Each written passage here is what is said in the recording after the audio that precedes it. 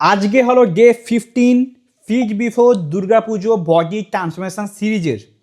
আজকে তোমাদের কোনো রকম কিছু এক্সারসাইজ করতে হবে না। তার কারণ হলো তোমরা অলরেডি 14 ডেজ এক্সারসাইজ করে নিয়েছো। আজকে তোমাদের হবে রেস্ট ডে।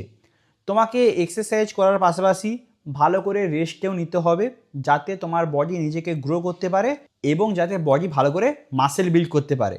তাই নেক্সট টাইম থেকে তুমি 3 ডেজ এক্সারসাইজ করবে, 1 ডে রেস্ট নেবে। 3 দিন এক্সারসাইজ, 1 দিন রেস্ট, এইভাবে করেই আমাদের সিরিজ কন্টিনিউ হবে।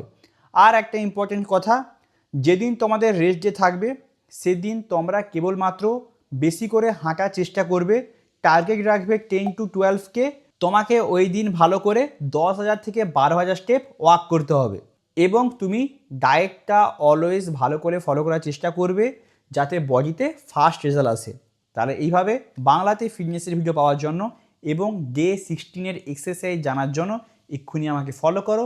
আর এই ভিডিওটাকে তোমার সব বন্ধুদের সাথে আর ফ্যামিলি মেম্বারদের সাথে এক্ষুনি শেয়ার করো।